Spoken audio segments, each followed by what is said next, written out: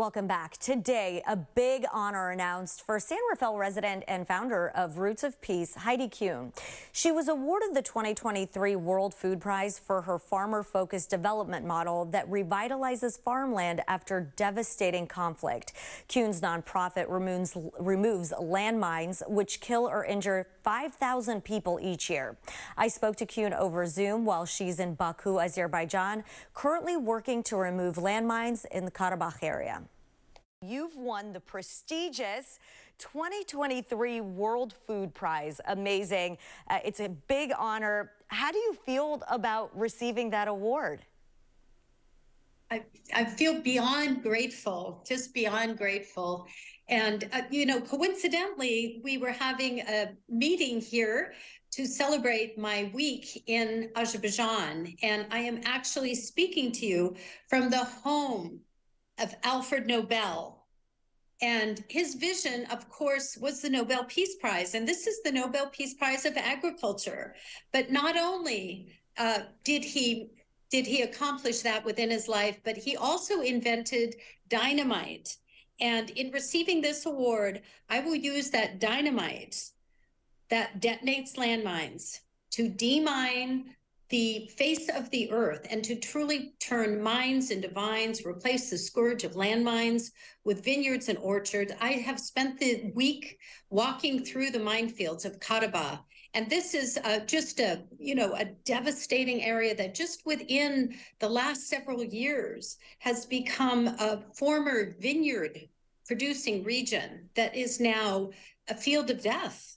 And I've held landmine victims this week in my arms who have taken wayward footsteps just 2 weeks ago. So, it's so devastating to do the work I've done for the past 25 years, walking the minefields literally of the world with a vision of turning mines to vines. But I am humbled and honored beyond belief to be able to receive the news of being the laureate of the World Food Prize in the home of Alfred Nobel, because this is a call to action and a call to action for the world. As humanity, we are given the soil to shepherd and to plant seeds of hatred in the soil and soul of Mother Earth. This weekend is Mother's Day, and I cannot imagine the horrors of mothers whose children kick a soccer ball out of bounds, take a wayward footsteps picking fresh flowers for their mothers, and the horror of hearing that blast and stepping on a landmine. This carnage has got to stop, and I saw it firsthand today in Karabakh, Azerbaijan, and as the world is watching in Ukraine. Since the war began, 30% of Ukraine is now mined, and today I stand in solidarity with the mothers and the daughters, the grandmothers around the world who have to hold children that are born with limbs and arms and, beautiful children that were given. But to have these children live in a world where there's an estimated 60 million landmines in 60 countries, as humanity, we have the power to make this change and the power to turn mines to vines.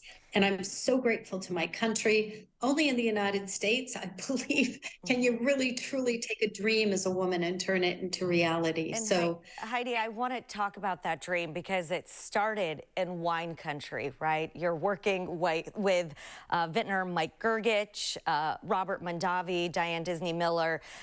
Tell us about that, how you went from wine country to helping save lives across the world. It's just unbelievable what you've done. You've helped people in Afghanistan, Cambodia, Iraq, Israel, but you started in Croatia. So tell us about that.